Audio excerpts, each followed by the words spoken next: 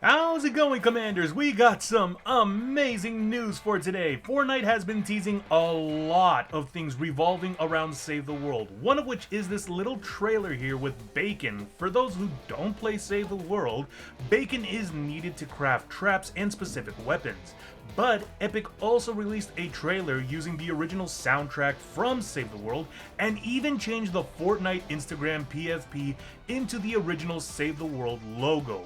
We also do have some Vbucks available in Save the World, which is very nice, as well as some returning bundles in the item shop. But besides that, since TikTok is going down the drain, this video was posted a few hours earlier on my YouTube. Why not take a peek over there? And while you're at it, why not like and subscribe? Anyways, let's get back to the game. So, starting us off in the item shop, we got some returning Victory Vibe emotes, Rap Monster from the M&M bundle, we got Dance Monkey, Jump Rope Jig, Kindness Punk, haven't seen this in a while, Shout, Line Dance, APT, and Caffeinated. This row over here is the same as before. Avatar Warriors of Pandora is back with Jake Sully, Neytiri. We got the Hunter's Banshee, Pandora's Bloom, Jake's Hatchet, and Neytiri's Knife. Hopper is still available, as well as the Ferrari bundle. Rick and Morty, obviously, is going to be staying here for a while. DC Catwoman's comic book outfit and her cat claws will be leaving tomorrow afternoon. We got the return of Ramus, Wendell, the best cat, and Azuki. We still got Wild Surf, Charon, Synth, and the Nike Air Max 90s. Goldbound is also back with the emotes. Finn Maw is also back. I am so disappointed on how he looks right now. The survey skin that they had for him looked so much better. He just looks really weird right now. We also got the Nike Air Force 107 Dirty Triple Whites, which is hilarious.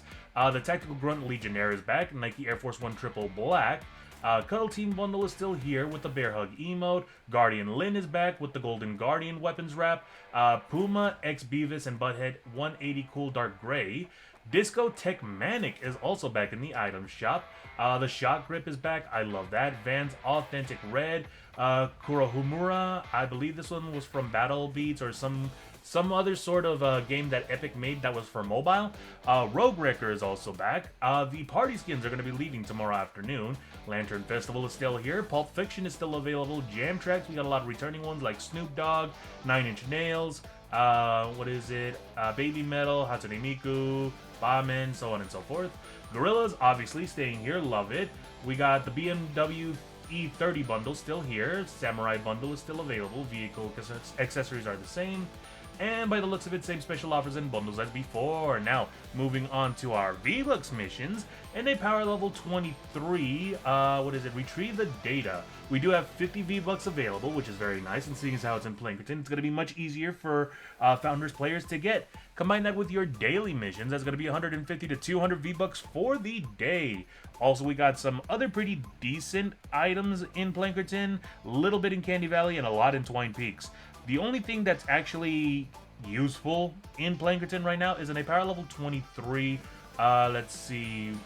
Oh, here we go. Fight the Storm mission. The Ceiling Zapper, as I mentioned before, it doesn't destroy a lot of husks in one go, unlike the Ceiling Electric Field, but it does do a lot of damage to one singular husk. So, this is best useful at the end of your trap tunnels when all the other weaker husks have gone bye-bye, and now you are able to go ahead and enjoy the rest of the mission, just destroying the bigger threats here.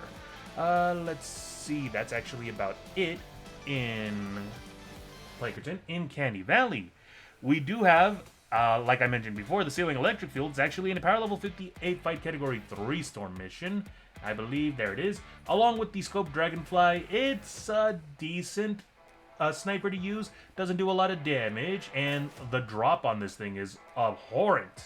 But still, it's not that bad, especially for new players. The Ceiling Electric Field, as I mentioned before, it's able to clear out a lot of the weaker husks, leaving you to focus on the bigger threats. Honestly, it's a really good crowd clearing trap to use.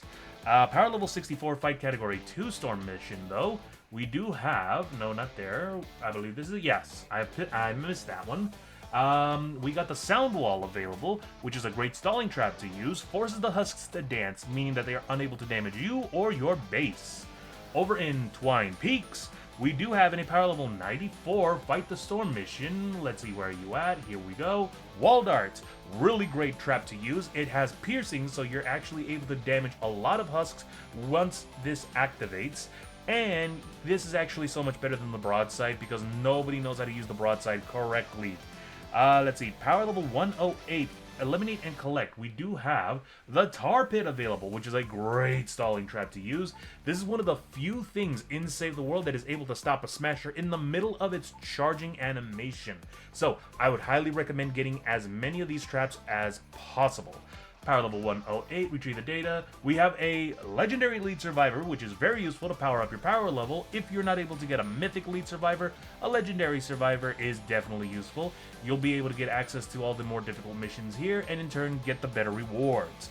Power level 116, eliminate and collect. Ignoring the Reaper's Scythe. This is a very slow swinging, very low damage, a melee weapon, and the Scythe doesn't do a lot of damage either. Not only that, this is only stuck on energy element. You're not able to change the element to whatever you want. But the Long Arm Enforcer, as you could probably tell if you're a Battle Royale player, this is basically a recolor of the Tactical Shotgun, but just like in Battle Royale, does a lot of good damage and the fire rate is beautiful. A really great shotgun to use, especially if you're a beginner player. Power level 116, evacuate the shelter. We got Marathon Hype. She is a constructor with the Commander perk. Let me see if I can find her. At Sentinel Hype, Marathon. I believe she's over at the event or expansion people. Here we go. Marathon, where are you at? Here we go. She comes with Long Rush, increases bull rush distance by 6 tiles. Now, that's not really useful in the sense of doing damage, but there are some cases where you get a mini boss that does so much damage to your base and you either don't have the right hero loadout or the right weapons to be able to deal enough damage to eliminate that mini boss. But your Bull Rush ability can actually pick up that mini boss and send it flying backwards away from your base. So if you want to make a hero loadout revolving around the Bull Rush ability to keep your base safe from a very difficult to kill mini boss, then yeah, I would go ahead and suggest using her. But the Bull Rush for 6 tiles is a little overkill. The cooldown for the Bull Rush ability is actually kind of really slow, so the extra 2 tiles is more than enough. Let's see. In another power level 116, we do have, oh, right over here, Deadly Blade Crash. She is a ninja with the Commander perk. Where are you at? Deadly Blade. Oh no, she's in the expansion people again. Let's see. Where are you at? There we go. Right above Marathon Hype. Corrosive Strikes. Melee critical hits apply 30% snare and affliction, which deals 87% of damage dealt each second for 3 seconds. This is the hero where you can just smack once and leave well enough alone. The affliction damage that she gives off will take care of all the husks around you. So this means you are actually able to not really focus on one specific husk, just go around smacking as many as you can and watch them melt away. It's like that little trick that a lot of people use in the movies where you go ahead and like slice up a whole bunch of enemies at once. They don't notice until you sheath the sword, and then suddenly, boom, they're dead. I love that little skit. And that actually seems to be about it. Lastly, in the llama shop, we do have 3 super range llamas, which give you everything in the game, like pistols, snipers, rocket launchers, shotguns, so on and so forth. Although on my screen, it doesn't look like I got much to, talk about. Vintertech blasters, not that bad. Tsunami, that's a horrible sniper. I got either the choice of the Riptide or the Vintertech Jolter. The Riptide is the second best SMG in Save the World, so I'll pick that. Bazooka's really good. Space Invader's a weird pistol to use, but it is useful in dungeons because this actually has a ricochet ability. Dragonfly, it's the same as the Scope Dragonfly, good for beginner sniper, but all in all, not my favorite. Judge, that's the hand cannon. Nightclaw, decent shotgun. Deadeye, that's the hunting rifle. Surprisingly, doesn't do a lot of damage as it would in Battle Royale. But that seems to be about it. Nothing new in the item shop as from what I can see. So, as I mentioned before, it all depends on the person who purchases these items. You can have a completely different loadout compared to what I have on my screen, so log on in and see what kind of rewards you got waiting for you. And that about does it for today. I know these little teaser trailers aren't really much, but for me, it's confirmation that we are getting something big for Save the World. And if they are teasing my favorite game mode this much, so close to the end of this season, it's gotta be something amazing. Other than that, If you commanders like my content, why not leave a like? And if you'd like to get more updates regarding Save the World, why not drop a follow? Until then, as always, stay safe and game on!